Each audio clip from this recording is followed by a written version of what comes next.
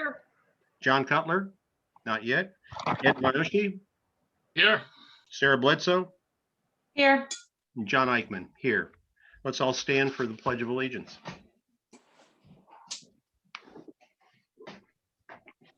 I pledge allegiance To the to the flag flag of of the United States of America and to the and to the republic republic for for which it stands, one one nation, under under God, God, indivisible, with liberty, liberty and justice justice for all. for all.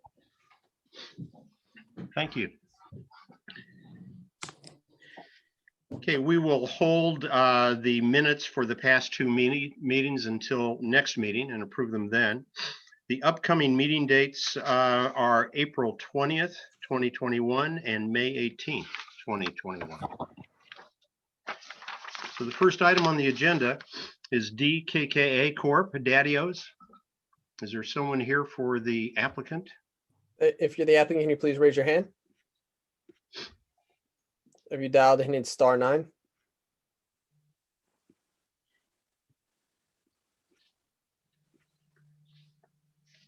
I don't see any hands raised. Okay. If there's no hands raised, perhaps we can move. I have one now. Okay, great.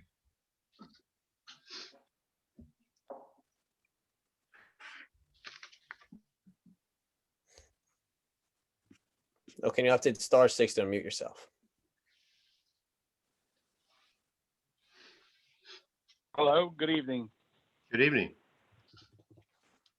How are you? Good. I'm Demetrius.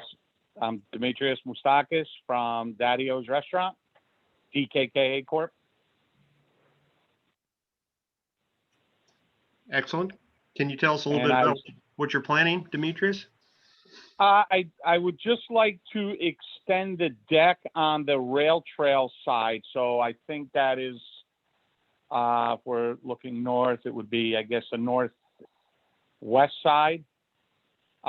We already have a deck there, but due to, customers and everything just wanting to dine outside, I am not looking to cover it. I just want to take the rest of the deck and go to the corner of the building, and we just use umbrellas and everything. Okay. Do we have any drawings of any kind, Michelle? You can share a screen if, am I allowed to share the screen, Michael? Okay, perfect.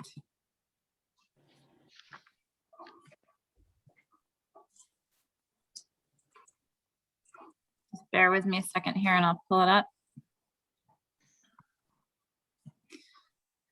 Can everybody see that? Yes. Okay, so this is the existing deck right here. And Demetrius would like to extend the deck to here. So this piece right here that he drew on is what he's proposing to do. Okay. So that's, Demetrius, do you have any idea what the dimensions of your proposed expansion would be? I know the existing deck is about 340 square feet. And I did a little GIS calculation and it looked to be another, like, I don't know, maybe 500 square feet or so. Yes. do you have an idea? Yeah. I mean, that's I'm sorry. I'm at my other office. That's where my computer is. So I'm very sorry. I'm not at Daddios. I don't have all the drawings in front of me. But yes, I think it was another almost 500 square. And that's due to the fact because indoor dining is really taking a big hit. And, I seen it a month ago when we get some decent weather. Most people just want to be outside.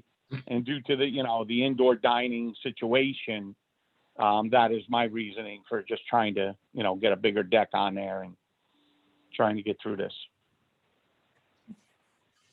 okay. So I think my total deck would be about 800, if I'm correct, somewhere's in that neighborhood.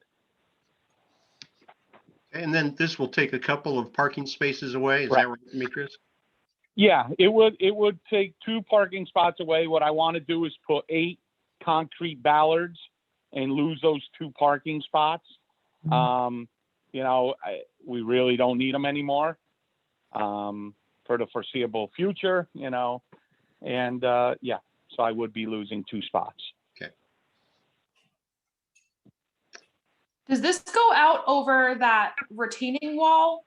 Is that where it comes across? Right, so it would just keep going, right? The retaining wall is where the end of the deck is now, and then we would just keep going straight over. And that's And where also, that's where you're losing the 2 spots.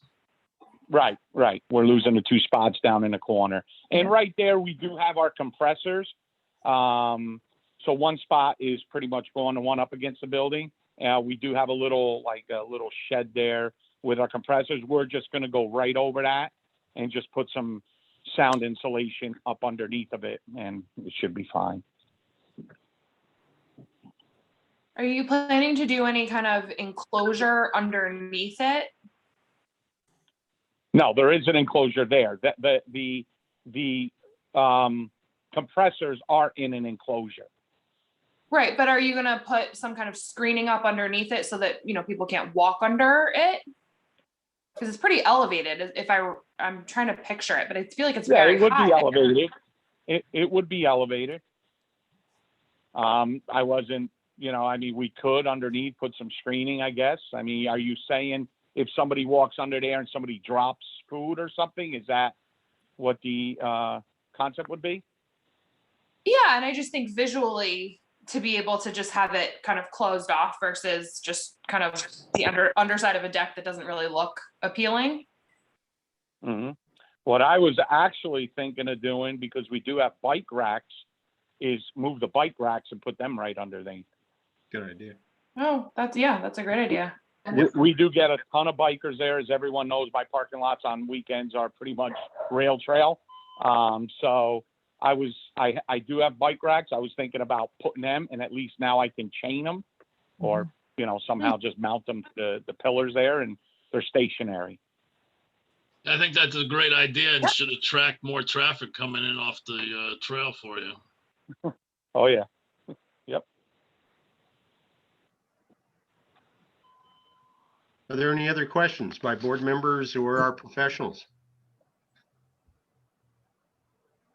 I think since there are none, I'd like to proceed towards approving this for Demetrius. And so I'm going to go ahead and summarize a resolution that we have, and I'll ask someone to actually make a motion to approve this.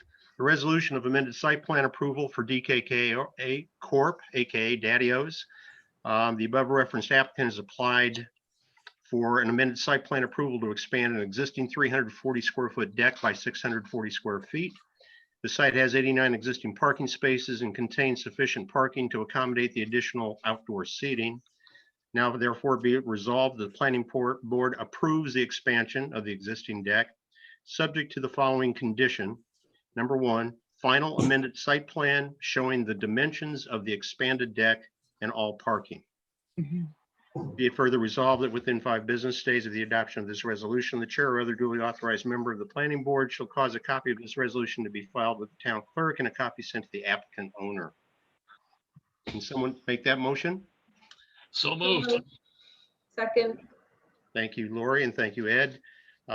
We will take the votes. Lori G. Aye. Is John Cutler with us yet? No. Ed Miyoshi, Aye. Sarah Bledsoe, Aye. and John Eichman. I'm an aye. The motion passes, and you're all set, subject to final site plan showing all the dimensions and everything. Demetrios, thank you. All right, ladies and gentlemen, thank you. You guys have a safe and happy week. You too. Thank you. You too. Thank you. Bye-bye. The next item is Hopewell Enterprises. We'll be looking for a final site plan approval. Do we have the applicant or applicant's representative here? The applicant engineer, Michael Gillespie, is being promoted right now. Okay.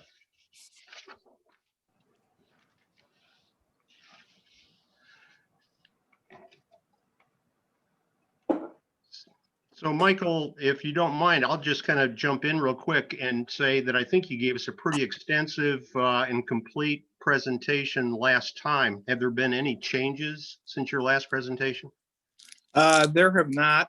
Effectively, there were a couple of things that we were being worked out, which was the health department approval basically being the largest. We have basically at a stage where they've okayed everything pending getting them final maps. So in that regard, if you remember, the board was kind enough a month or two ago to allow the applicant to clear an area of trees, which has actually happened. And again, we appreciate that. If the board would be so inclined to move forward with the resolution of final, a comment did come up in the town consultant engineer's letter, and I just want to make sure we take care of that beforehand, if that's okay. Okay, yeah, So if you recall, we have 6 lots, each of them being served by 3 access points coming in off of Hillside Lake Road. So the question is we were proposing I know the applicant's attorney has been working together with the town attorney regarding easements, maintenance easements, and things such as that. But we had proposed, I think, basically a blanket easement relative to the shared access points and driveways. The question is that okay to proceed that way, or would you like formal written descriptions detailed on the plat? That's the question, I guess.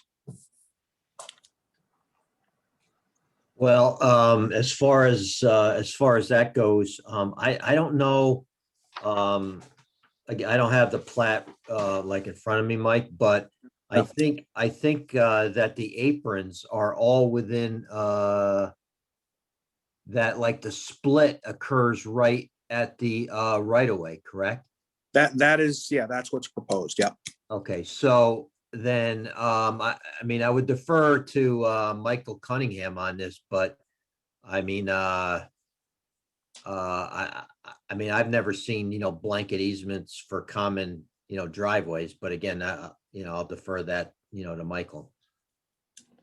But I think I'll be able to work something out with the attorney where there should be some sort of easement agreement for the entire driveway about who's responsible for what as far as maintenance goes. Okay. Is it safe to say that between you and the applicant's attorney, we'll figure it out? I think my client it doesn't matter either way. It's just as long as it gets worked out. So Right. I'm not concerned about this. I think there are multiple ways to handle this. Okay, so I don't perfect. think it's a problem. Perfect. Okay, that was it. okay. Hey, Mike, could you just talk a little bit about, I know in the health department correspondence that you had provided, they were pretty much all set except for, I guess, one of your test wells that tested positive for radon. Yeah, so what happens is typically you go ahead and you retest for that parameter, which I believe we have. And what happens is if there's another detect over the MCL, which is the minimum contaminant level, what we'll have to do is provide some notation on the map specific to that. There are times when that whether it's radon or other, some specific contaminant may come up. We do a recheck to make sure that it's not problematic or an issue. And again, typically as far as it goes, that's put based upon a notation on the plan so that people who purchase the properties are aware down the road that could be an issue and they may have to treat for it. So. Okay, well, yeah, all right, that's fine. Just wanted, the board to be up on that, but that's, a health department issue, and Right. That'll be a condition anyways of approval, so. Sure. Thanks. Yep. Okay. And then as far as, the monuments, you're okay with, I think I proposed like 3 of them. Yep, all good. Right, and we want those like put in before the chairman signs up on the map to make sure that they're in. Yep, that's pretty standard. Yep. Okay. I'm ready. Any other questions or comments by board members or professionals? Just a quick one, Mike, did I hear you say you've already done the clearing that was referenced in the original preliminary approval? Yeah, we had until tomorrow, so that clearing has been done. Okay, so Michelle, maybe can we strike that from the final resolution, Mike, or do you want it left in there? I haven't seen a resolution. Oh, I don't know if you're asking me, Mike, or Mike Cunningham. Michael, are you going to do any more? You're done with the clearing. You're not going to do anything more tomorrow, right? As far as you have up until tomorrow to clear it. Yes, we will not be doing any further clearing after March 31st. It's my understanding that it's all been done. If he's got a couple trees to whittle down there tomorrow, I don't want to say that, I don't want to restrict them. But the last day is tomorrow. Again, my understanding is that it's completely been taken care of. So. Okay, so I guess we should probably just leave it in there in case there's something else that he has to do there up until tomorrow, but you have only up until tomorrow.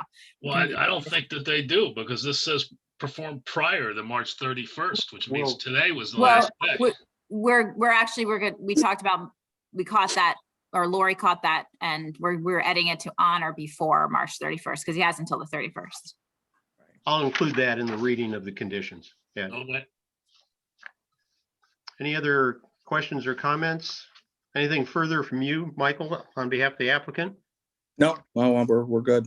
Thank you. Okay, well, then, once again, I'll summarize the resolution. Resolution of final subdivision approval, Hopewell Enterprises / Sabellicos.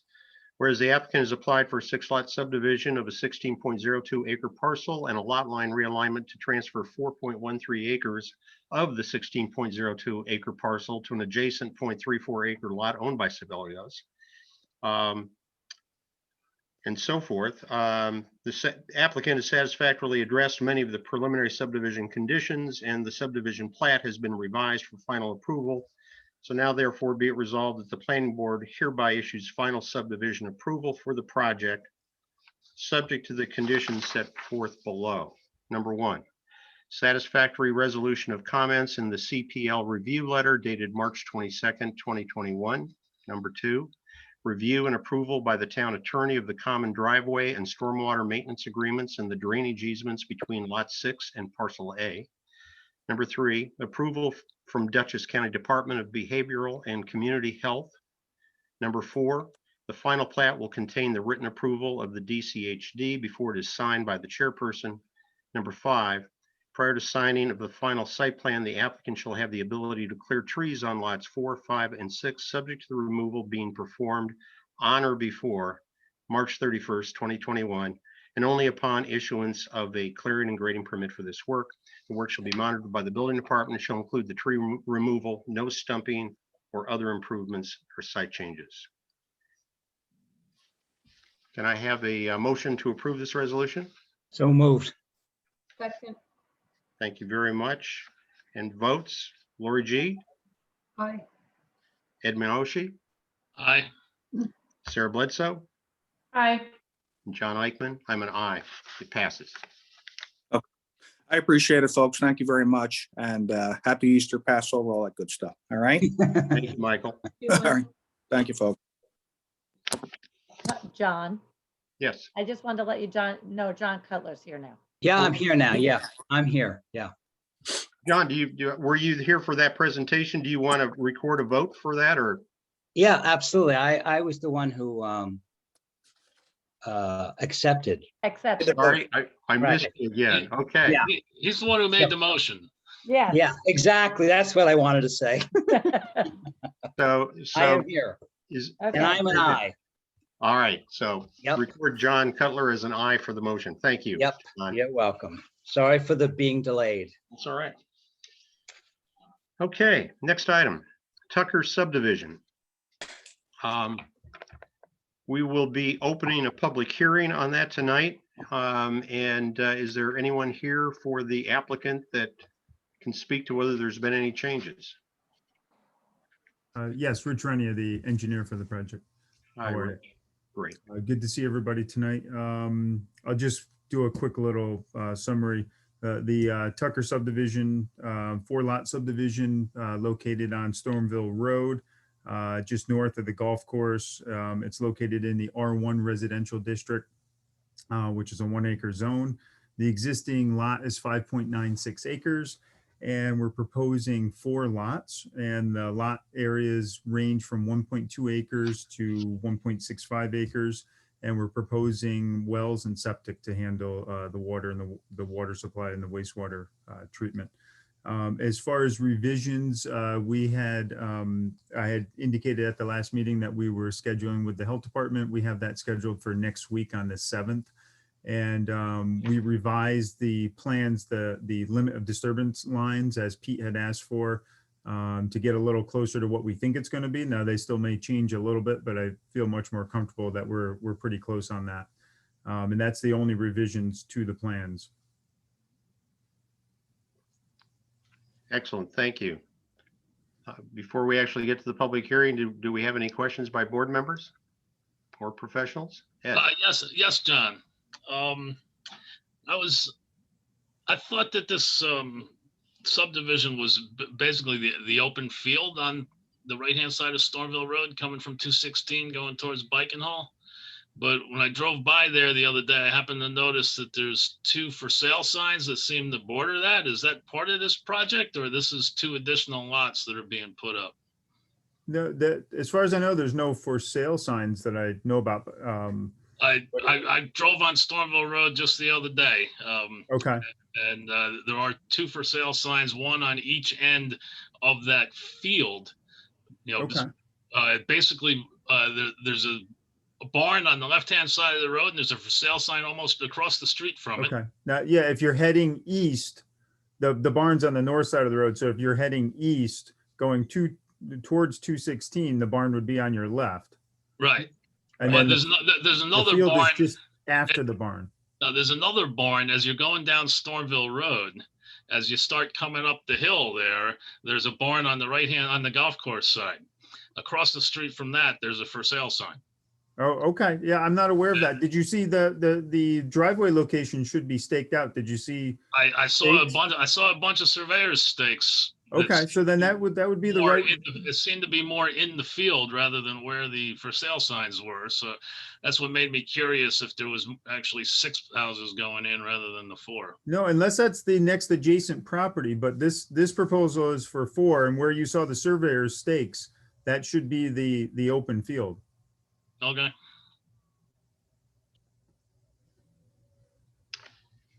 There's no other questions or comments. I'll accept a motion to open the public hearing. So moved. Thank you, Lori. Second from John Cutler. Is that correct? Yeah. All in favor signify by saying aye. Aye. Any Aye. opposed? Okay, it carries. Are there any members of the public that are here to speak about the Tucker subdivision? If so, please raise your hand. I see no hands. Okay. Then I'll accept a motion to close the public hearing. So moved. Thank you, Lori. Second. Thank you, John. All in favor signify by saying aye. Aye. Aye. Any opposed? Okay, I have a neg deck here that I'm going to summarize quickly. Negative declaration, name of action, Tucker subdivision, 4 lots. We've just heard the details on that. The proposed action is consistent with the R1 zoning and would not be expected to result in any significant changes to the land uses or character of the surrounding residential neighborhood. The proposed project would not be expected to result in any significant adverse impacts on the environment for the following reasons. The subdivision will not generate a significant amount of additional vehicles, noise, or emission levels, will not result in any impacts to historic or archaeological resources, will not result in any impacts related to hazardous materials, will not result in a significant effect on air, water quality, or ambient noise levels for adjoining areas, will not result in an unacceptable risk of flooding or major geological hazards, will not have a substantial aesthetic effect, will not adversely affect any surface water or groundwater, will not allow for improper uses within specified zoning districts, will not result in adverse cumulative impacts, will not result in adverse growth inducing impacts, and is consistent with the town's comprehensive plan. In conclusion, no significant potential impacts were identified as a result of the proposed action. Could I have a motion to approve that neg deck? So moved. Thank you, Ed. John, second. Yep.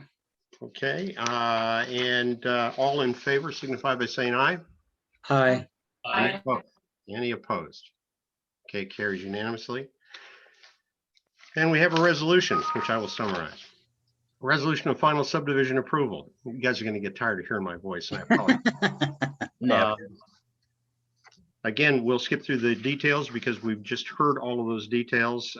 Be it resolved that the planning board hereby issues final subdivision approval for the above project as represented on a map entitled Tucker, prepared by Renia Engineering Designs PLLC, dated December 30th, 2020, subject to the following conditions. Number one, satisfactory resolution of comments in the CPL review letter dated March 22nd, 2021.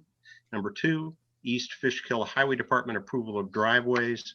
And number three, the final plat will contain the written approval of the DCDBCH before it is signed by the chairperson. Could I have a motion to approve this resolution? So moved. Thank you, John. Second. Second from Ed, thank you. And the vote is as follows: Lori G, Aye. John Cutler, Aye. Ed Miyoshi, Aye. Sarah Bledsoe, Aye. John Eichman. I'm an aye. It passes. Thank you, Rich. Thank you. Have a good night, everyone. Thank you. You Yeah, too. you Hi, too. Rich. So the last item on the agenda is Stone Ridge Commons. And I'll accept a motion to reopen the public hearing. So moved. Thank you, John. Second. Second. Thank you, Lori. All in favor signify by saying aye. Aye. Aye. Any opposed? Okay, I'm going to start by announcing that we've received a number of letters. Most of the writers have asked that we be certain to make certain that their letters are entered into the record, which they would be, but I do want to acknowledge them. So we received a letter from Ferrick, Nugent, McCartney, attorneys at law, dated March 9th, 2021, that was actually presented at the last meeting. We received two letters from Nicole Falone, one dated March 10th, a second one dated March 30th. We received a letter from Anthony Stan Carone, dated March 27th, 2021. A letter from Kyle Ramkissoon, dated March 29th, 2021. A letter from Dan Berry, dated March 30th, 2021. Letter from Richard Procida, dated March 30th, 2021. And a letter from Patrick Rugo, dated March 30th, 2021. And please forgive me if I have mispronounced anyone's names, but we did want to acknowledge that. Before we start with the public comments, if there are any, I just want to let everybody know we will ask that each speaker only speak once. If you have additional thoughts, do not be afraid. We will actually be accepting written comments for 10 days following this meeting date. So if there are some additional comments that you feel need to be made, you can certainly submit those in writing, and those will be shared with all the board members. We would ask that you try not to be repetitive. I think we've heard a lot of comments over the last several months, but we do want to give you that opportunity to speak. And so with that, Michael, do we have anybody with their hands up? We do. So the first person I'll allow to speak is Abigail Van Voorhees.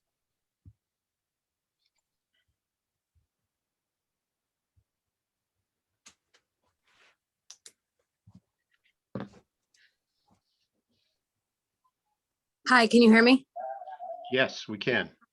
Okay, so my name's, this is my daughter's Skype for school. It's set up. My name's Elaine Peterkin.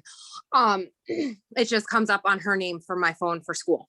I live behind Archway Plaza, and back when Stone Ridge, the homes were built, our neighborhood had completely flooded, and that's been a major concern for us. We've actually met with the town board members, AJ Beepin and a couple others, and we've, expressed our concerns to them, and the supervisor was supposed to come out and take a look, and we just want to make sure that we're going to be protected, because last time there was flooding issues when those homes were built, and we work hard, you know what I mean? We work hard for our homes. We take care of them. We don't want any flooding issues. So if there's any way that someone from the town could come out and actually speak with us and take a look around, and we can see plans from the builders that want to put this up, if that would be something that they would do, and maybe we could all get together and go over things. That's a major concern for all of us Okay. in this neighborhood.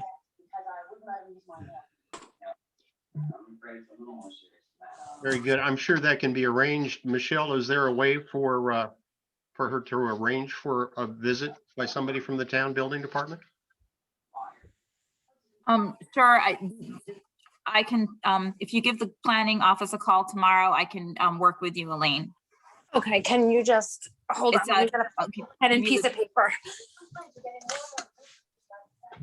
What's the phone number? It's 221 Mm-hmm. 2428. 2428. Okay. And is that directly to you, or should I ask for you? It's the planning office, and yeah, you can ask for Jackie. For Jackie? Okay. Thank you. Thank you. Thank you, Elaine. Okay, our next speaker is going to be Stephen Honan.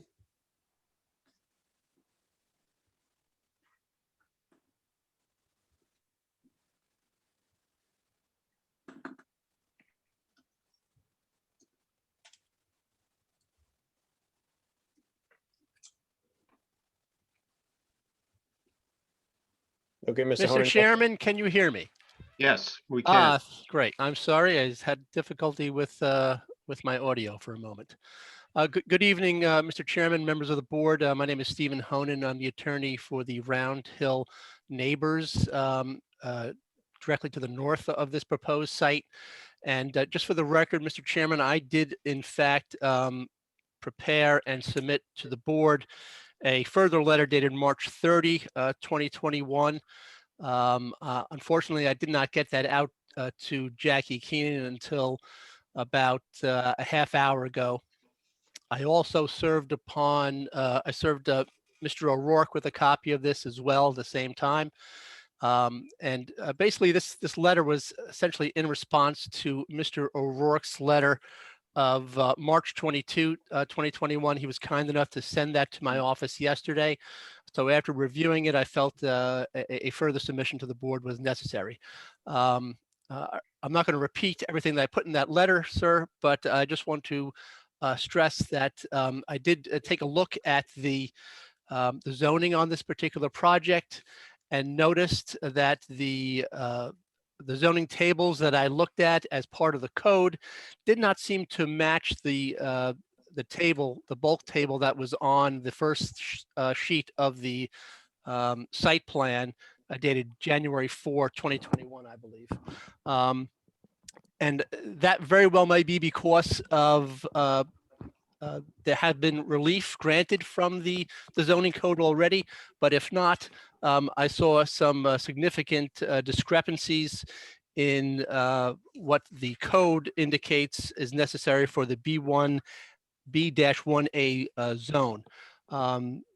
Primarily a two-story structure max at 30 feet. But you can read that in my submission that I request that be made part of the record. In addition to that, I also had questioned that the site plan did not specify the setbacks and also the side yards that are being designated. This is a piece of one particular lot, I believe it's lot 23, is a corner lot. I don't know which one is being designated as the front yard, which is the rear. I think that should be specified on the site plan. Additionally, I believe at the last public hearing, we had discussed the need for a site, a display, a photographic display or renderings of what this particular development was supposed to look like as viewed from Round Hill Road. So what I did is, not having received any, I basically made a rendering based on photographs, not to scale, but just to give the board an understanding of the intrusive nature that this building is going to impose upon my client's subdivision and their homes. Also significantly is I need the board to keep in mind that the elevation of these buildings, the first floor is going to be at about the same level as existing Route 52. In order to do that, they're going to have to be jacked up quite a bit on a substantial foundation. And I think what we're going to, as far as I can tell, by looking at the site plan, there was no actual length of these buildings, how far they parallel Route 52. My calculations were that building number 2 was at a length of about 210 feet, and building number 1 at the corner was about 260 feet. That's an awful big massing of building that's essentially going to be right in front of my client's properties. And I believe what's going to happen is going to be like an amphitheater type effect. Sound is going to bounce off those buildings and echo basically up the incline of the subdivision. It's going to be very intrusive. And I think the applicant should be required to reduce the size and reduce the density of this particular application. Additionally, the landscape plans, I think, need to comply with zoning. I believe there are buffers required with respect to the areas that encroach upon or adjacent to the residential homes. There needs to be details of the landscaping that is proposed to be placed in there. And also, the site plan should reflect what the setback requirements are with respect to that. Also, in conclusion, traffic was mentioned at the last planning board hearing earlier this month. And I also submitted for the for this board's consideration a copy, an aerial photograph of Palin Road. And Palin Road in that area has 3 lanes going down to Route 52. And if it's proposed that a left-hand turn is permitted from there, it's a very perilous left-hand turn to go across 3 opposing lanes of travel in order to enter onto the northbound Palin Road. Without repeating everything else in my submission, I would just respectfully request that that this board listen to the residents and what their concerns are with respect to this project. I believe there was some indication that there was a difficulty getting the public notice out the last time, and I believe that may have been rectified this time. Thank you very much for your time, sir. Thank you.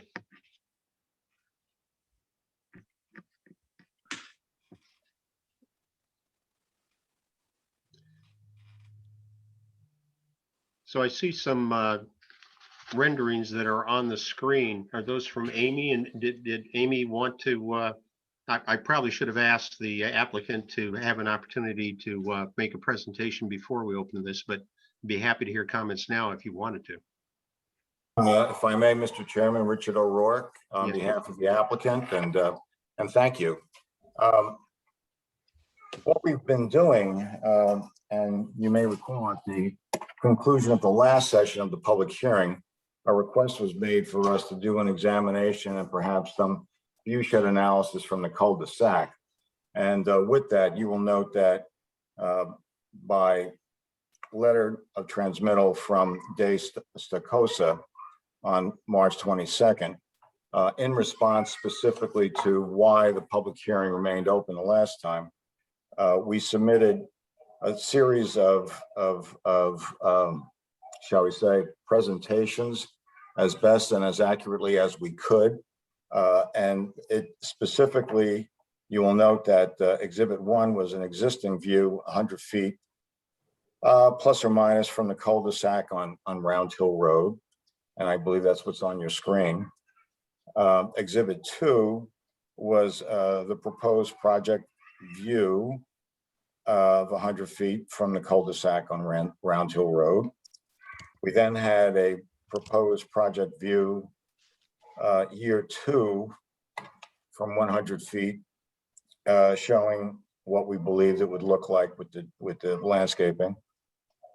Exhibit 4 was a presentation of the proposed project year 5, 100 feet from the cul-de-sac on Round Hill Road.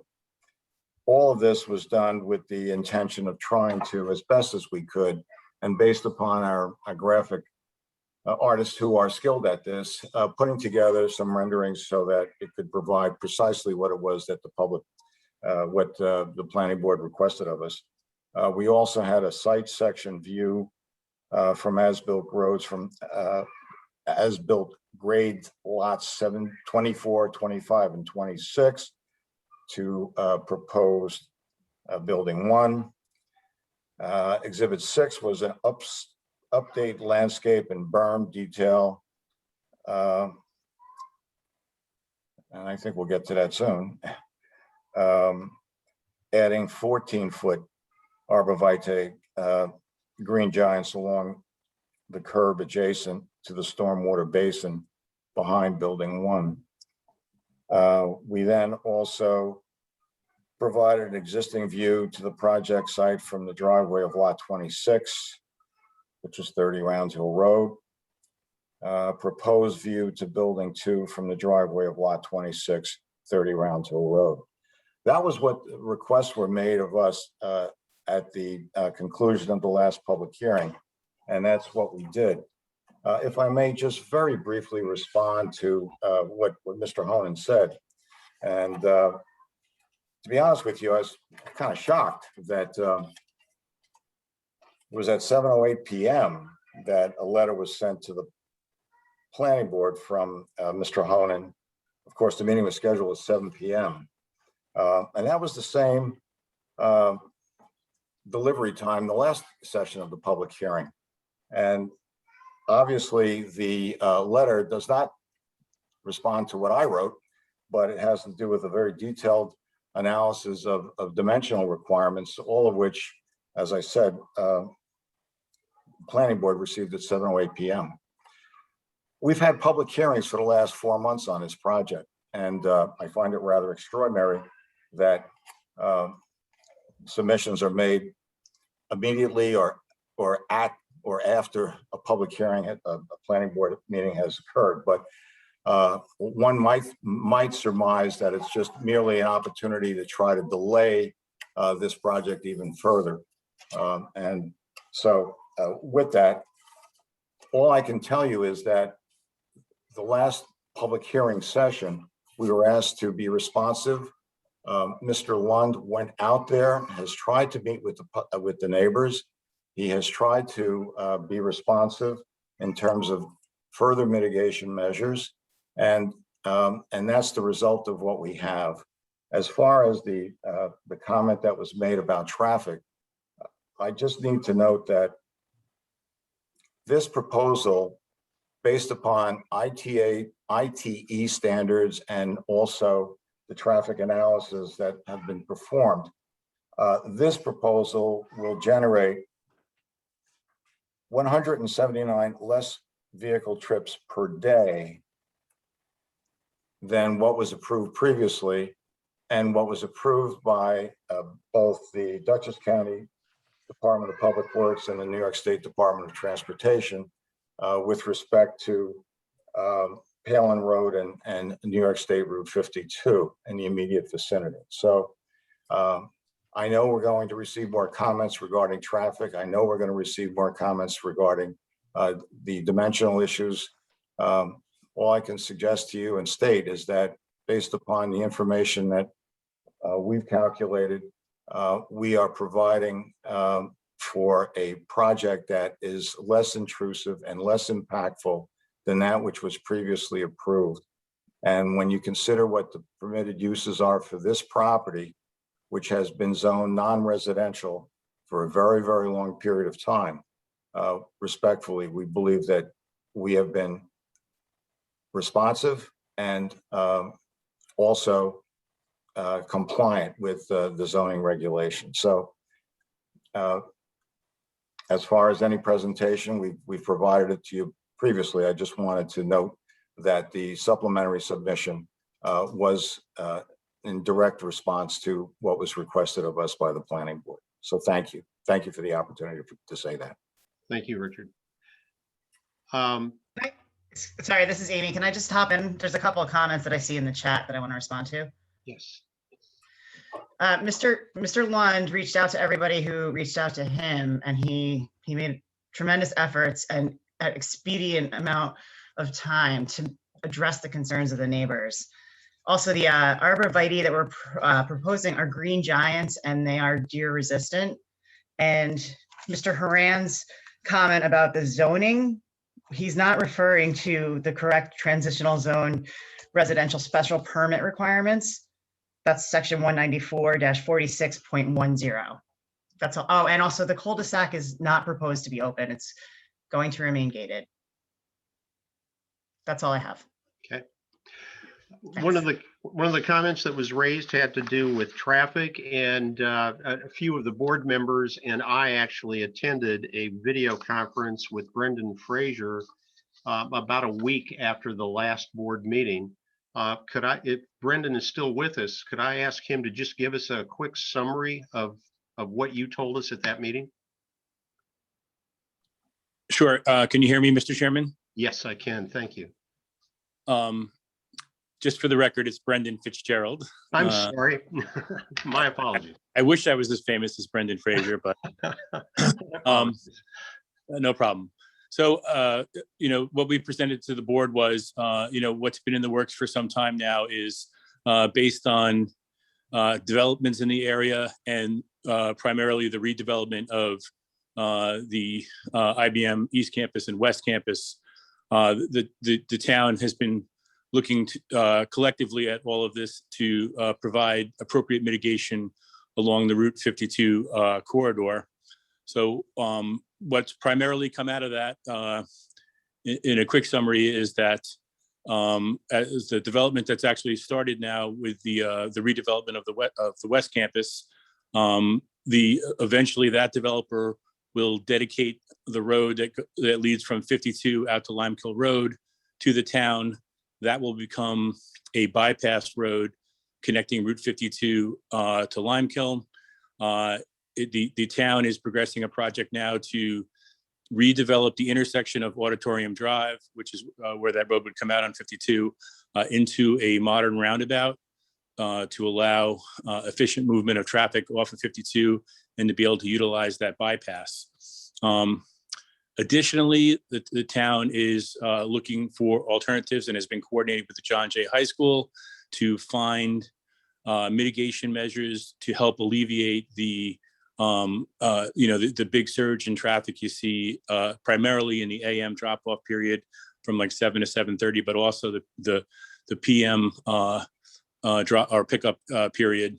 And that mitigation right now, what's on the table is to develop a secondary drop-off area along the to be dedicated Auditorium Drive to the town, providing a second area for parents to be able to drop off and alleviate that big log jam that ends up on 52 when we're under normal circumstances of traffic. So that's kind of it in a nutshell. If anyone has questions, I can expand on any of that if you'd like.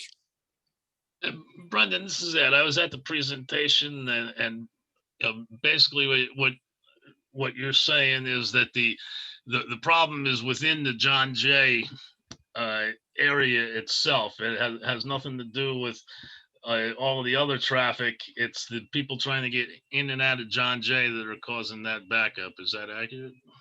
Right. Well, primarily, I mean, the issue that you see in the AM peak at John Jay is primarily a result of just the operational problems with getting that number of cars into and then a large number of cars out of that driveway in a short period of time, and vehicles having to enter there, stop, drop off kids, turn around and come out, and then other vehicles navigating, buses, and then other vehicles navigating through there to find parking for faculty and any students that are allowed to park there. So that is correct what you're saying. I mean, certainly, the traffic on the existing roadway network, contributes to that, but the primary factor of that backup is what's sort of occurring internally at John Jay. And, the concept of developing a second drop-off area is what's really needed to solve that problem. There's going to be, not just Stone Ridge, but there are, the redevelopment of the East and West campus are certainly going to result in some increase in traffic volumes. And, looking beyond, what can be done. I mean, it makes the most sense to help to alleviate that problem by, correcting some of the internal problems there at John Jay. Just to add to that, just retiming the light or providing a little more storage, those measures, although would provide some benefit, wouldn't be, it wouldn't be perfect or wouldn't be effective in solving the problem. Thank you, Brandon. Appreciate it. We'll go back to public comments. If you'd like to raise your hand, you'll be recognized by Michael. I'm going to promote Linda R. to speak now.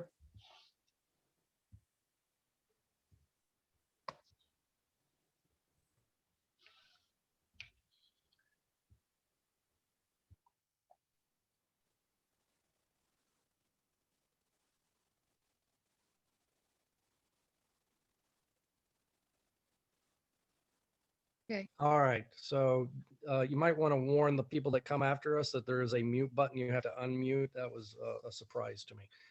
All right. So can you guys hear me now? Yes, we can. All right. So first off, I'd like to address Mr. O'Rourke impugning our motives as neighbors and the motives of our attorney that we hired to represent us in this. Second, I'd like to question his claim that the developer has tried to meet with the neighbors. This is a very active neighborhood. We meet regularly and we have a mailing list that we share with each other, keeping each other updated. There are emails shared daily within this email list of everybody in the neighborhood. No one has once mentioned in that they were meeting with him or that there was a request to meet with him. So I challenge that claim on its face.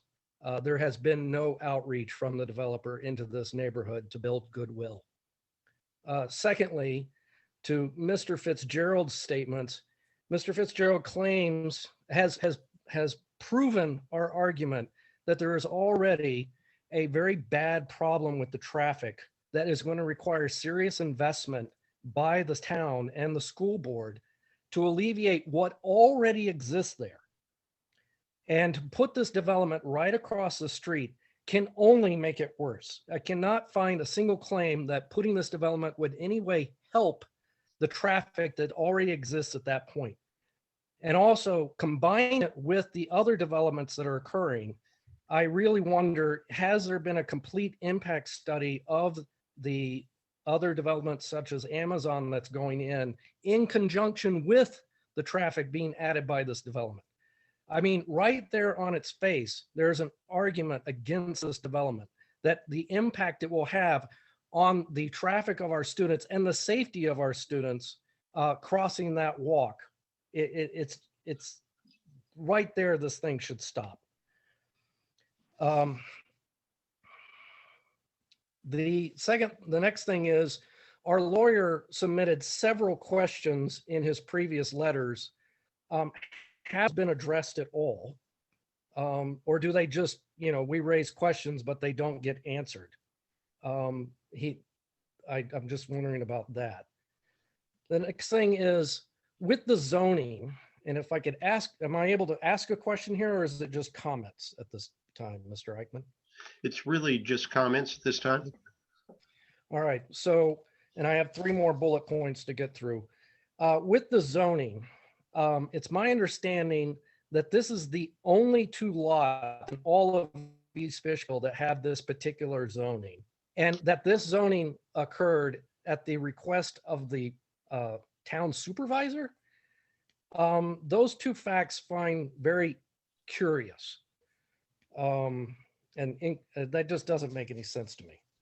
And then finally, going through the section 19444, the key things that it says, the impact on the district, that the development shall and such will be in harmony with the surrounding.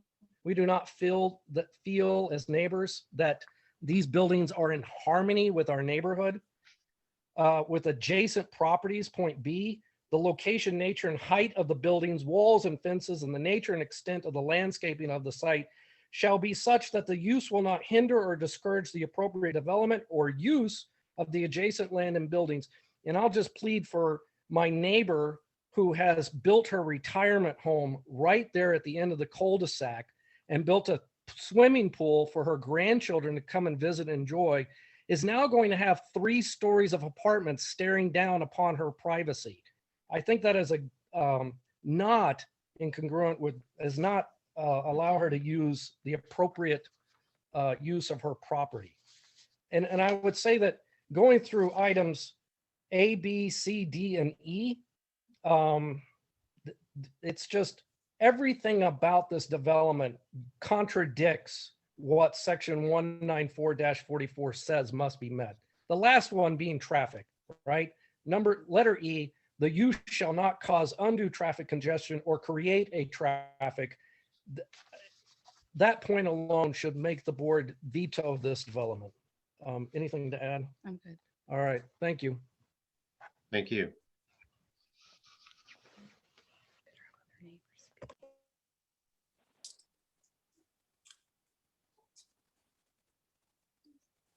Okay, the next person I'm going to promote is Rachel Leone.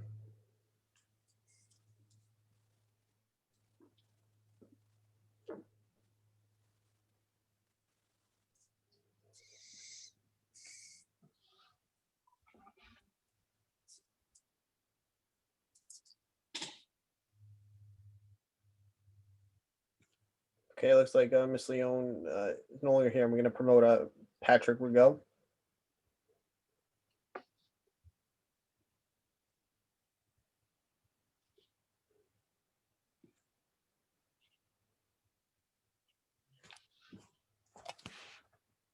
Okay, Mr. Rigo, you have to unmute yourself. Hello, hear me? Yes. Yes. All right, perfect. Thank you for taking the time to hear me and admitting my letter to the minutes. I appreciate that. Unfortunately, I do have to say that the developer did come out to see a couple of the houses and take pictures from our land. So he has reached out a little bit. Obviously not the whole extent of the road, but I do have a question for the town board. Do these meetings need to be proposed or notified again via postings on the road, or is that just the first board meeting? We asked that the applicant update the sign before each meeting. They are not. And the old signs are still there. They're debris now on the road. So that just goes to show what type of building we're going to have in the future, where stuff is not upkept and the environment is not a concern. It is just left for garbage. As long as they don't get a fine, they don't care. The other object is the traffic. Yes, we've talked about the traffic and we've talked about how it will create less trips per day according to the previous site plan. But the previous site plan had all the traffic going out onto 52. It did not have a left turn onto Palin. That is the most ridiculous thing I think you guys as the town board can allow to happen. I just beg and plead that you don't let especially that part happen. It is going to be dangerous. Somebody will get killed at that intersection. That's all I have. Thank you for your time. Sure. And just a clarification point, this is the planning board, which is a board through the town of East Fishkill, but the town board's a separate legislative body. Just to clarify. Oh, I'm sorry if I get terms confused. Okay, just making sure that everyone understood there is a distinction between the two boards, but that's no problem.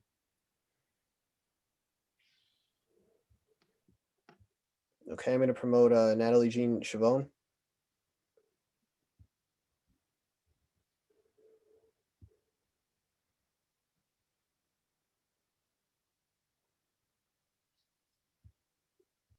Can you hear me? Yes. Okay, fantastic. So I do live in Stone Ridge Estates. I've been very vocal in the past, and I just want to point out a couple of things. One, Mr. O'Rourke, you had mentioned that these public hearings have been open for weeks. Well, I can tell you that there was no transparency for the 3rd, the 9th rather. There was nothing on the East Fishkill website. And there was nothing up until 2 days ago for today's meeting. So much so that I had called the town and I spoke to Tom Franco, and he was unaware that these meetings were posted.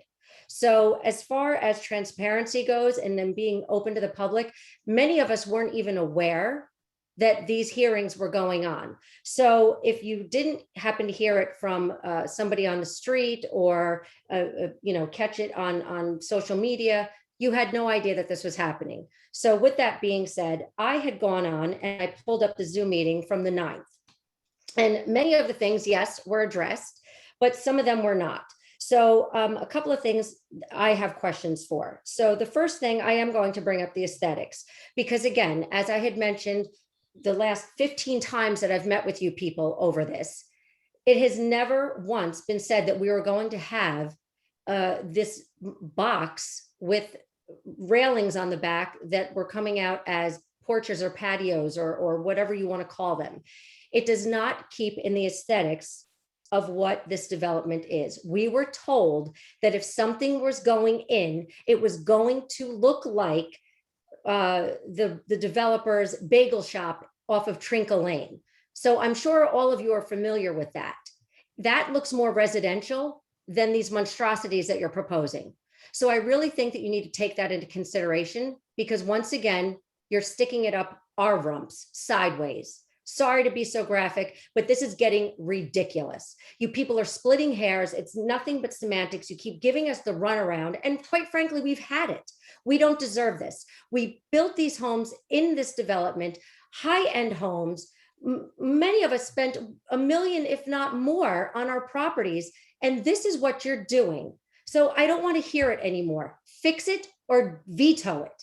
That's first and foremost.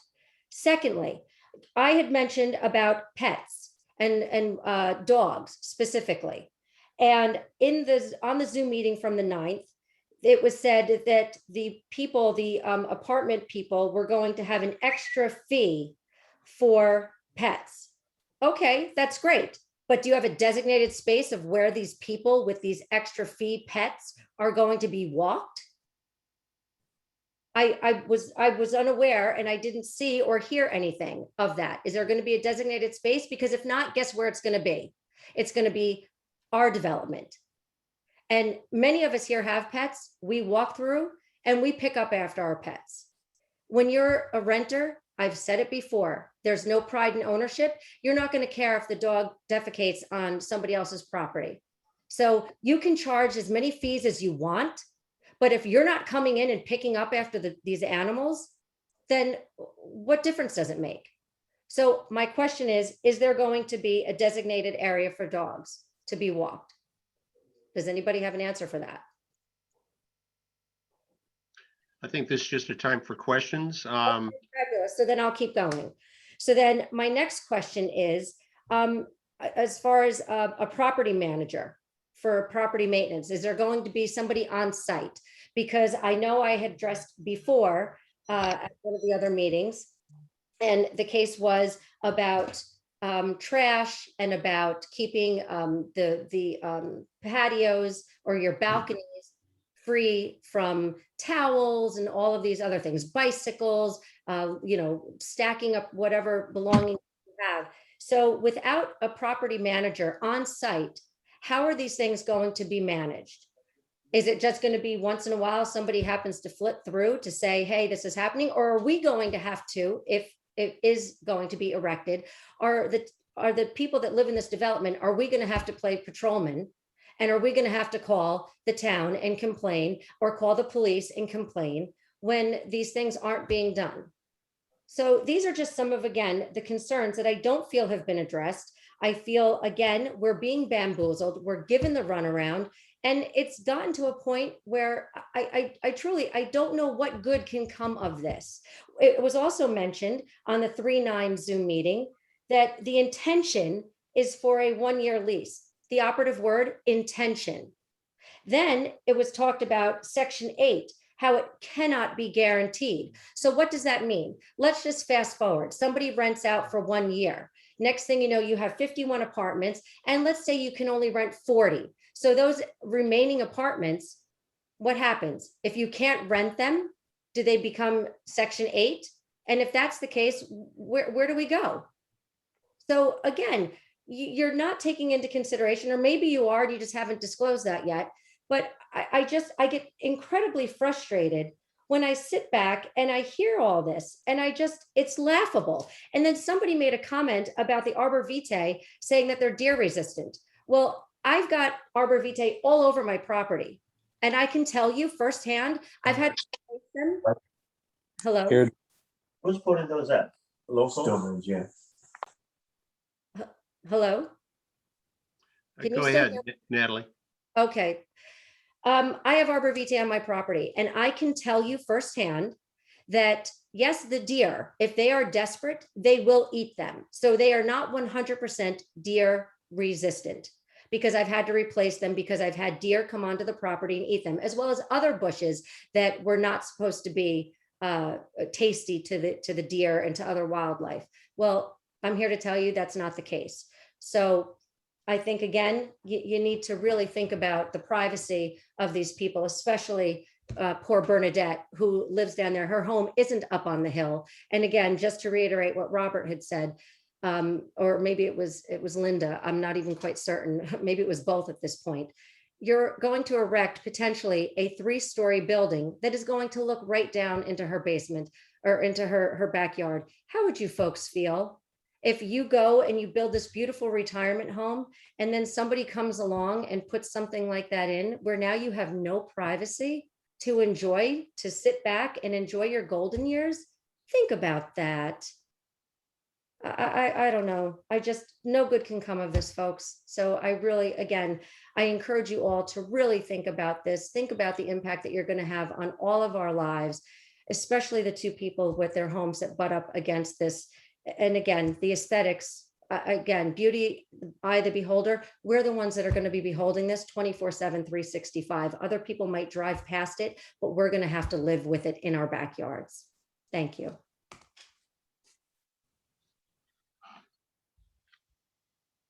Okay, the next speaker is John Koch.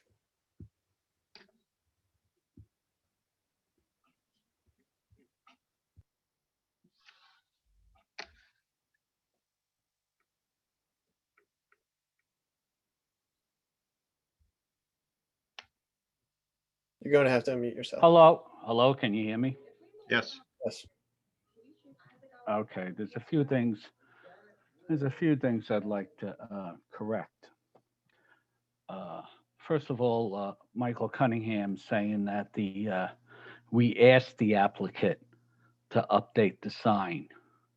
That is totally wrong, as any member of the planning board knows. By town code, within 5 days of an adjourned public hearing, those signs by the applicant has to be updated. It says it in your town code. And in the past, the planning board has not reconvened the meeting and made people re-notify because that update was not completed as the town code stated. And I'm sure Lori remembers that. I remember it as a member of the planning board for 10 years and a councilman for 4. So that's one thing. They have to be updated by town code. The lawyer for the applicant says that the rezone was done a long time ago. Yes, the rezone from R1 to B1A was done in like 2012. But the rezone laws that allowed apartment buildings was just done February 28, 2019. So it wasn't a long time ago. And if you probably look back and ask the people, when a rezone is done by town law again, the town board has to send notices out to within 500 feet that there's going to be a rezone. I wonder if that was ever done back then. Another issue is people are talking about going on this meeting. This is a Zoom meeting. It's part of the public hearing. The public hearing and the Zoom meeting, the link for it is a part of your agenda. Well, just so happens either today or yesterday on the website, East Fishkill website, on the first page over on the right-hand side was always a link, agendas. You would click on that, go to either the town board, the planning board, or the zoning board, and then that would bring up your agenda with the link for the Zoom meeting. Well, guess what?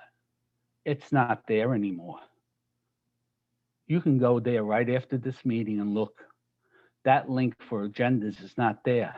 You have to really search the town website to get the link for this Zoom meeting tonight. So I'm wondering if that prevented people from also talking tonight about different things. And I think that's 3 issues that I bringing up, and most of them is in the town code. There's no ifs, ands, or buts about it. Thank you. Okay, the next speaker is Rachel Leone.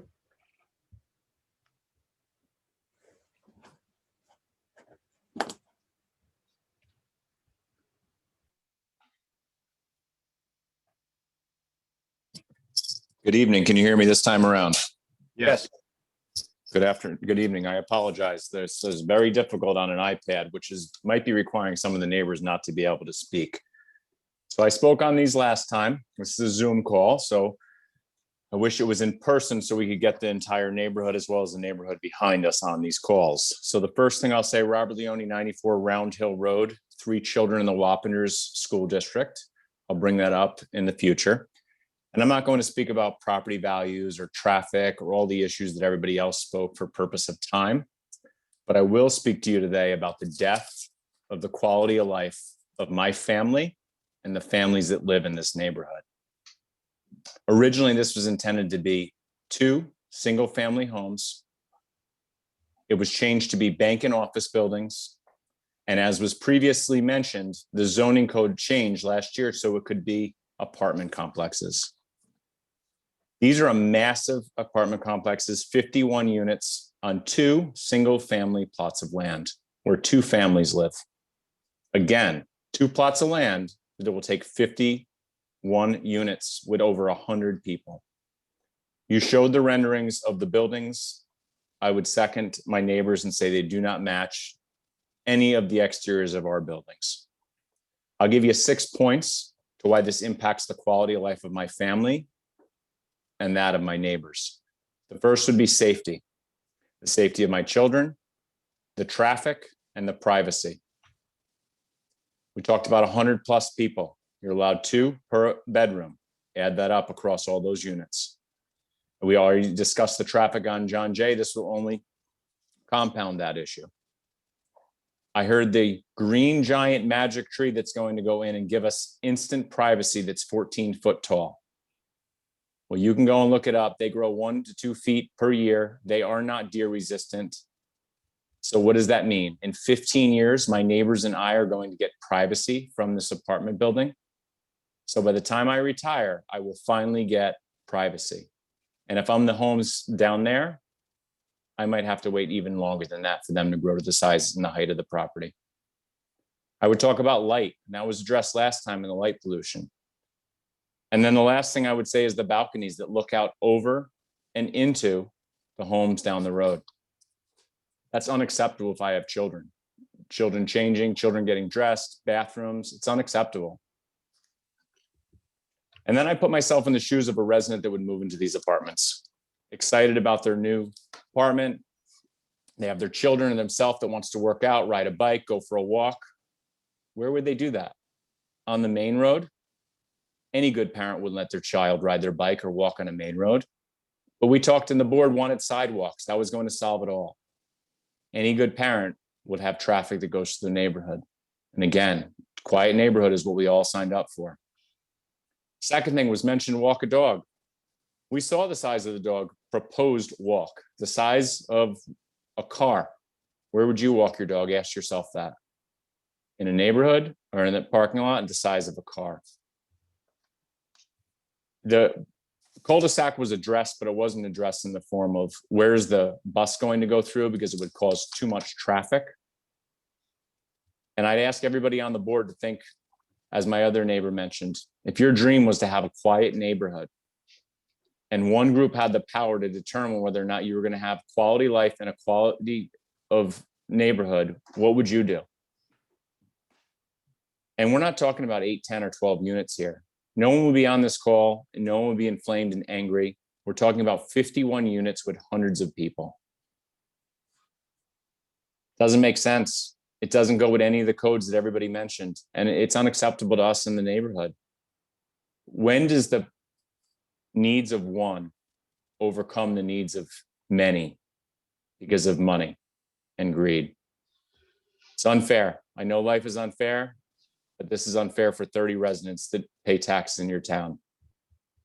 Thank you for the time to speak today.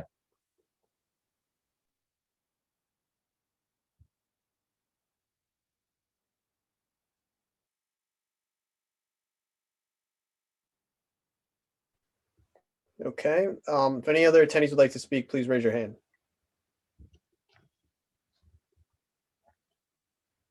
Okay, I'm going to promote now Rich and Kate Procida.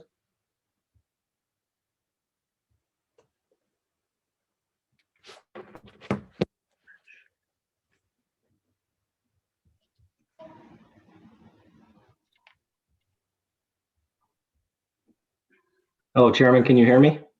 Yes, we can hear you. Good evening, Chairman and board members. Thank you for the time to give us an opportunity to speak on behalf of the Stone Ridge Commons, I guess, development that's going in. Couple things. In an effort not to be redundant, couple points I want to emphasize. Clearly, the developer's looking to maximize the property, and based on the proposed plans, I don't see a recreation space or common space for the tenants. And I asked the board to consider requiring the developer of the Commons, Stone Ridge Commons, to provide a recreation space for its tenants in order to minimize foot traffic, cycle traffic, dog walking on Round Hill, and furthermore on the power lines that are adjacent to the Round Hill road.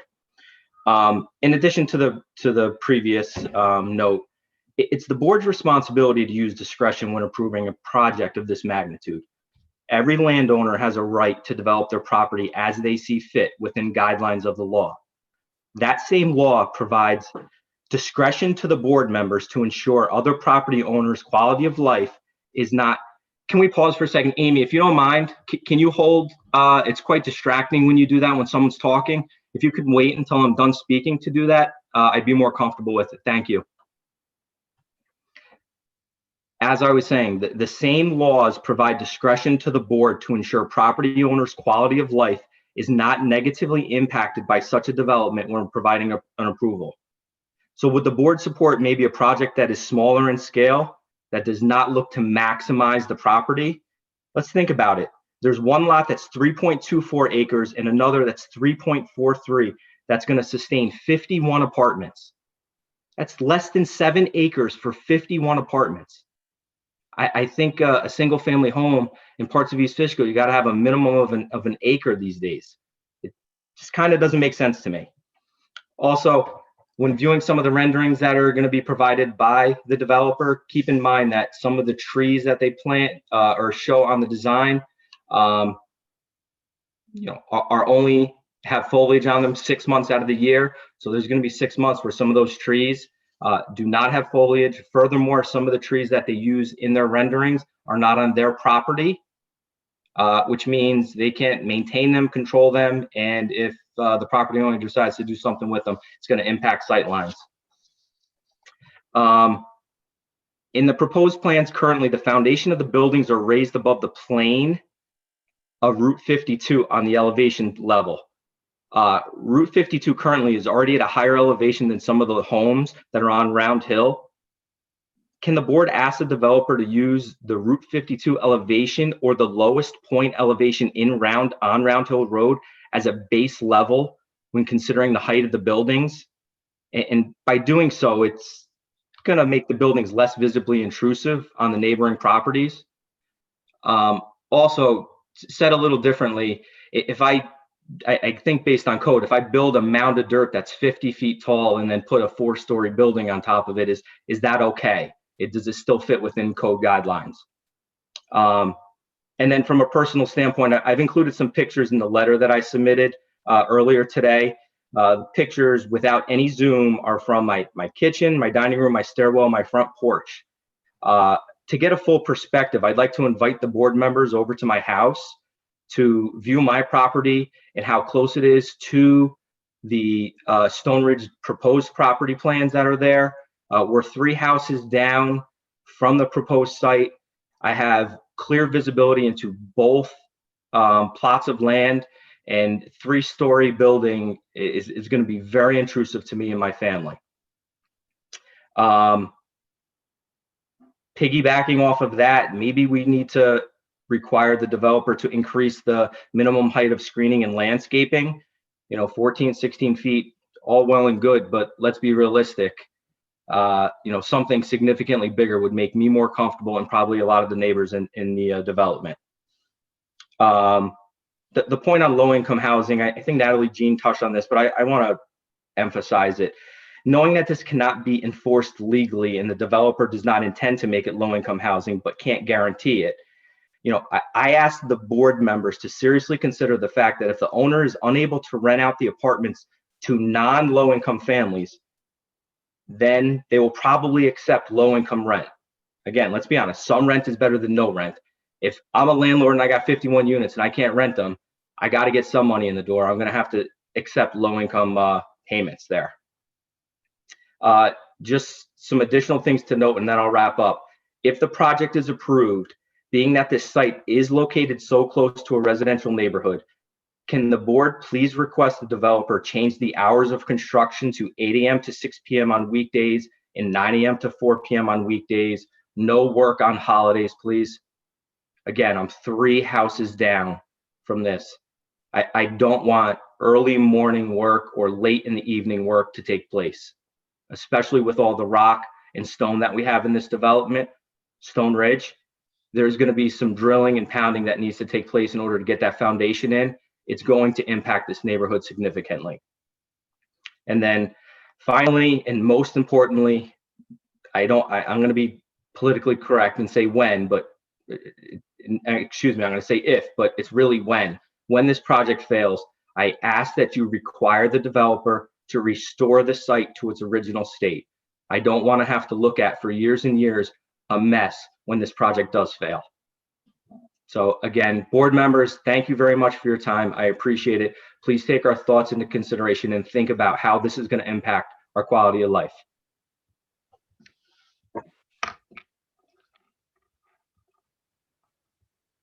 Okay, the next person I'm going to promote to speak has the name DCAP.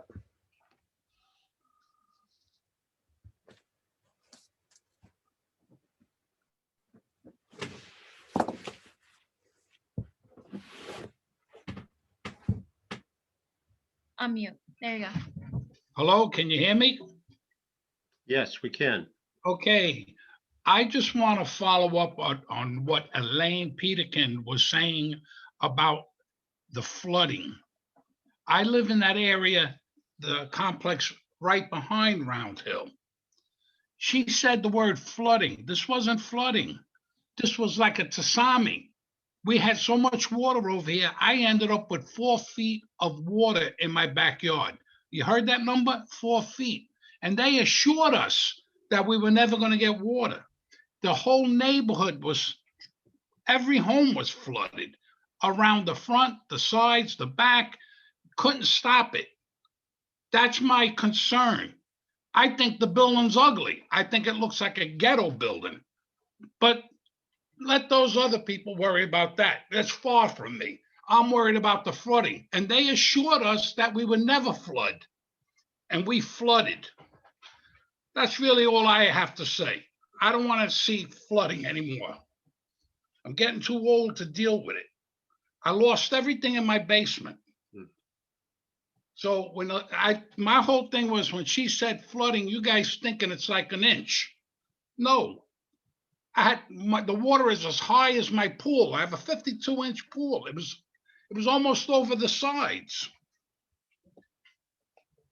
And my property is flat. It's not, so I saw the water coming. It came across Round Hill, went across the railroad tracks, hit Circle Drive, and just continued to go to McEwen Terrace and flooded everybody out. That's where you guys got to make sure that water that was sitting over there where these buildings are don't come into my neighborhood. Please. Thank you. That's all I have to say. Okay?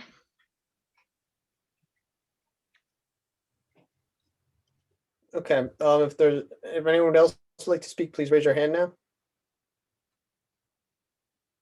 Okay, somebody named Mobile 9 is going to be promoted.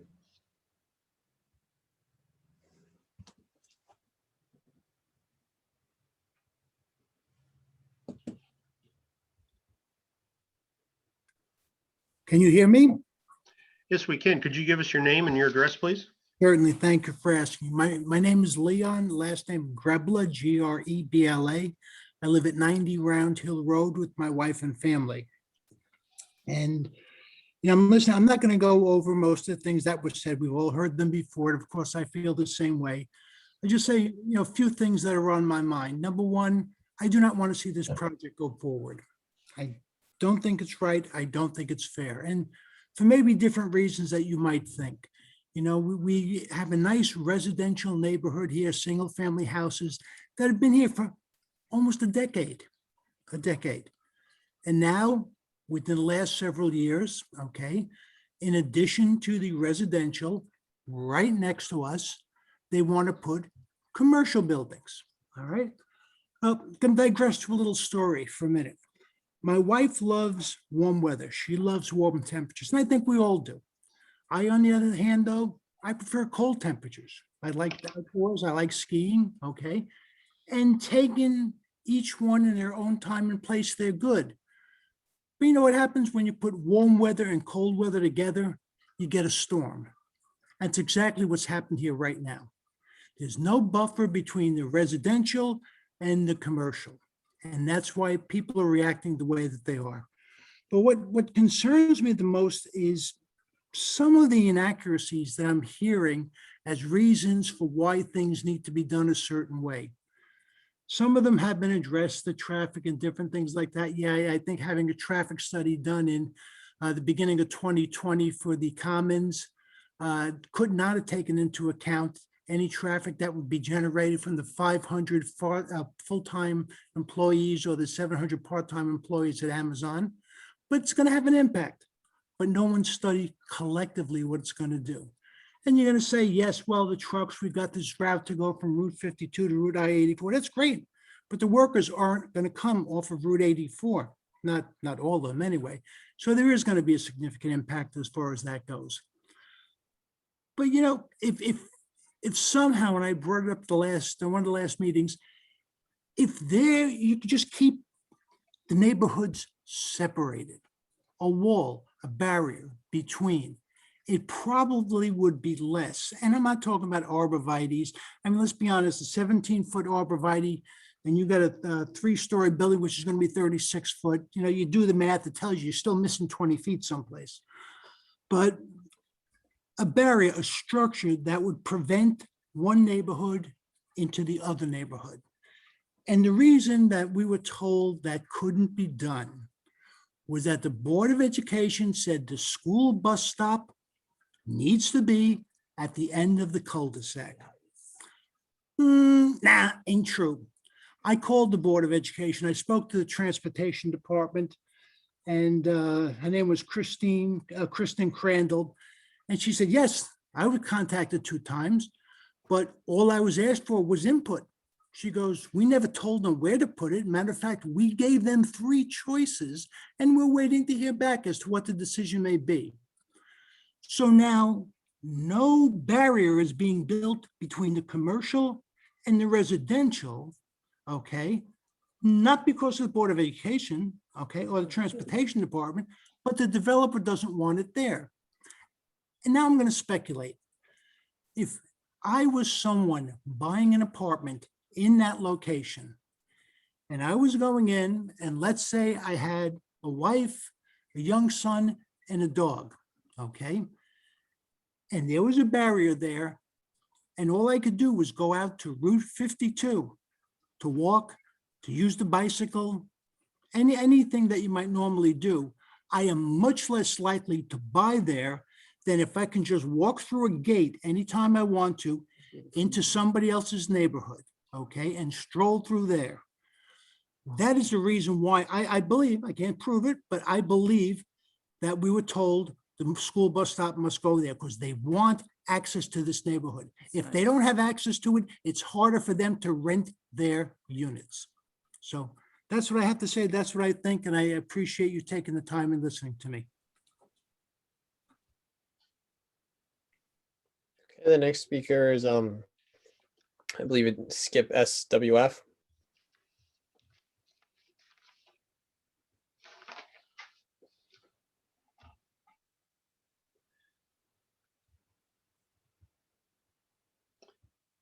And Skip, when you unmute yourself, would you please give us your name and your address? My name is Bob Falcone. I live at 47 McEwen Terrace. And can you hear me? Yes, we can hear you. Thank you. Okay, thank you. All right, I don't want to rehash many of the good reasons why this project should be built.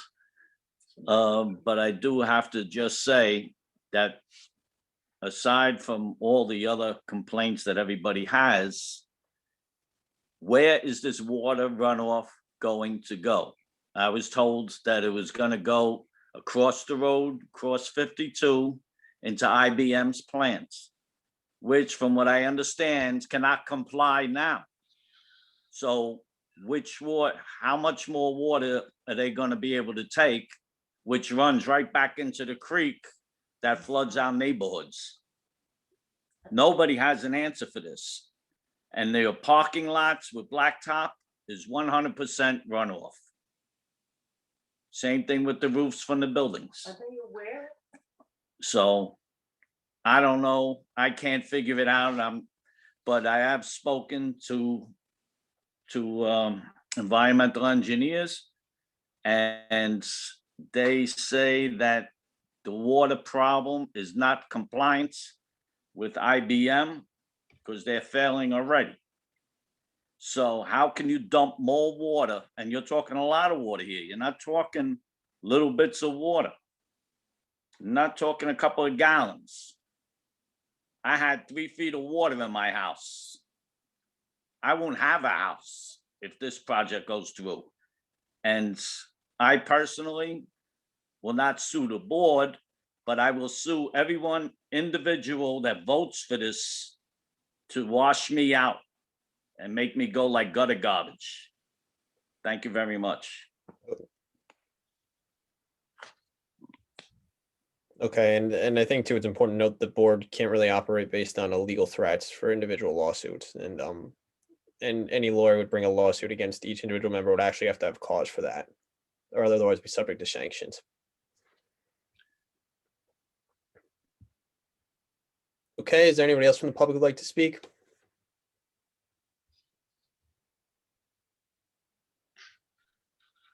Okay, we have a Falone.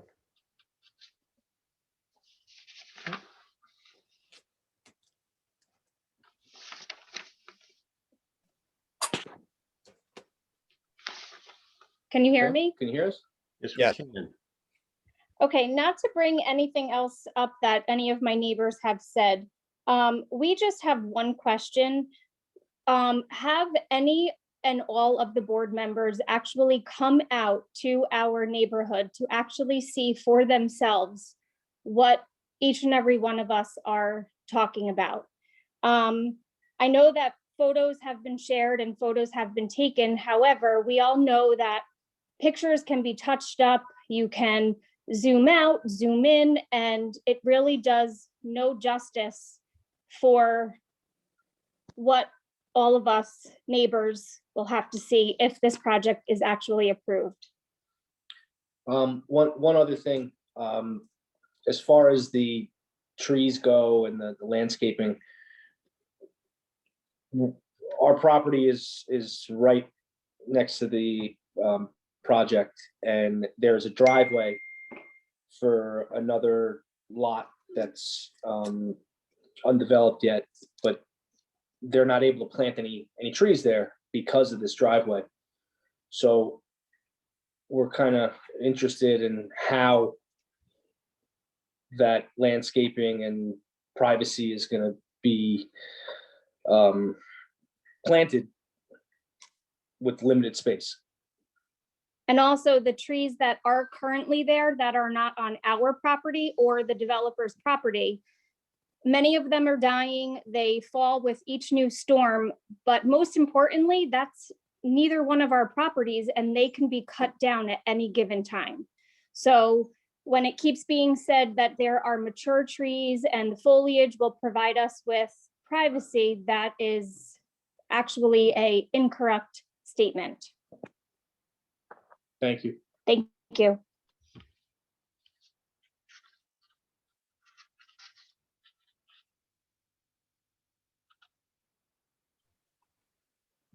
Do we have anybody else who wants to speak, Michael? I see one other hand raised, but I know this speaker's already spoken, and then I do see a new speaker who hasn't spoken yet. Okay. I wrote now Kelly Lingard.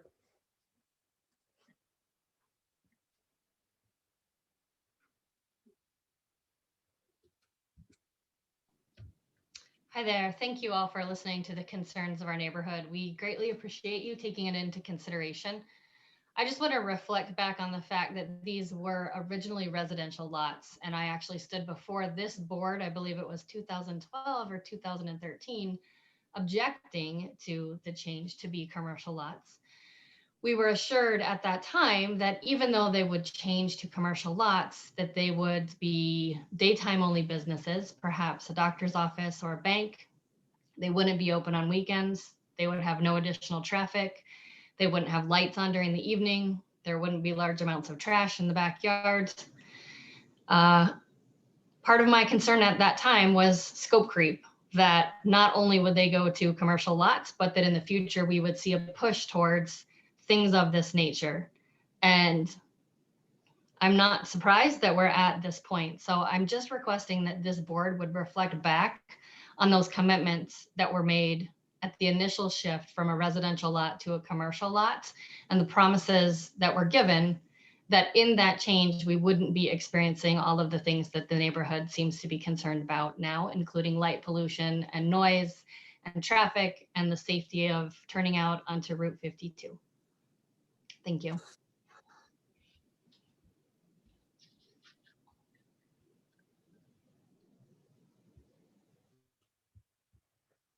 Okay, Mr. Chairman, there's one prior speaker from before, so it's in the board's discretion whether or not they would allow the speaker to speak again. So I would like to stick with the original ground rules that we set, that everybody could speak once. I would encourage the speaker who would like to continue to speak to write down his comments or her comments, as the case may be, and get that to the town planning office. We will take a look at all written comments that have been submitted up to this point and going forward for the next 10 days. And we will take all of the comments that have been made tonight, both on the comment little process here, as well as your oral comments, and take all of that into account. I think we've heard a lot of information from the residents and from the applicant. I think at this point, we've heard sufficient information, and together with the information we expect to get over the next 10 days. And so I would like to suggest to the board that I think we're in a position where we can close the public hearing, but I'll take some discussion on that if you'd like to.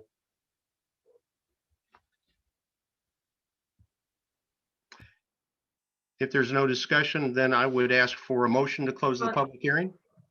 John, I'm sorry, can we revisit something I think that I feel like I heard from a couple of the residents tonight that sounded like, if not a new comment, maybe something we haven't heard in the most recent couple of hearings. And that has to do with the stormwater attenuation. Peter, can you just remind us, I know it sounds like we have some residents from the neighborhood that is, I'll call it downhill from this development. Do you mind just taking a couple of minutes to walk us through where we are with the stormwater and the runoff? You're on mute, Peter.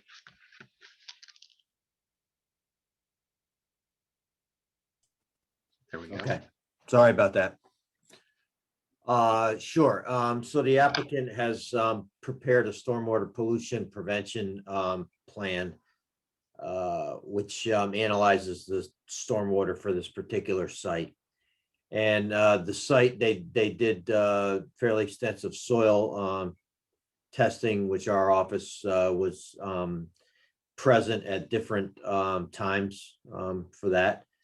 The soils on the site are very good gravelly soils. So the stormwater management plan for this development is to basically infiltrate the groundwater. So they've done the analysis, taking into account the percolation rates of the soils, and are proposing to enlarge an existing detention facility, but also to create a second one that will accommodate up to the 100-year rainfall event, and all that will be percolated into the ground. There's no anticipated discharge off of the site. We're very aware of the flooding issues down in this area. When we went through the approval for the sports dome project, our office did quite a bit of drainage work, both upstream and downstream, where some of the residents were commenting. And so we're very aware of some of the past issues. And even with the new Amazon facility, we did some further drainage analysis and updated our previous studies that were done for the sports dome. And we made sure we were very, very careful in making sure that there wasn't going to be any downstream impacts. And from this project, it appears that they'll be able to accommodate other runoff on their own site. So hopefully that answers your question, Lori. Thank you. Thank you, Peter. And Mr. Chairman, I do see there's one new speaker who's raised her hand in the interim. Okay, great. Let's hear from her. I'm going to promote Kim Barry now.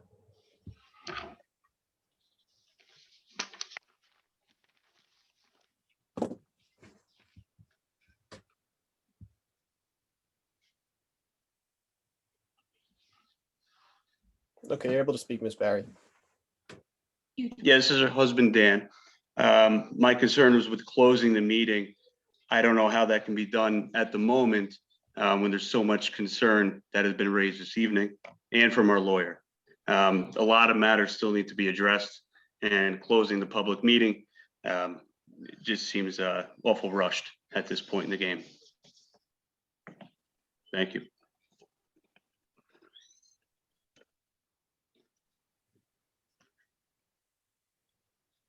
I think I will, Michael, perhaps you could weigh in on this. I think we've had several public hearings, and we've taken a great deal of information and comments from the public as well as the applicant.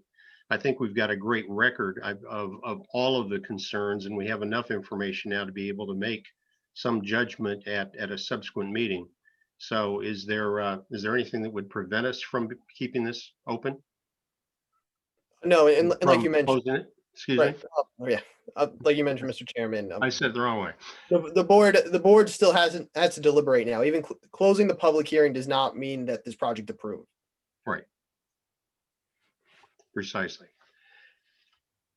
And that determination will not be made tonight. The applicant still has some additional things that they're doing in terms of engineering, and will be taking into account all of the record of information that's come out of the public hearing ourselves. Any other discussion on that from the board members? If not, I'll accept a motion to close the public hearing.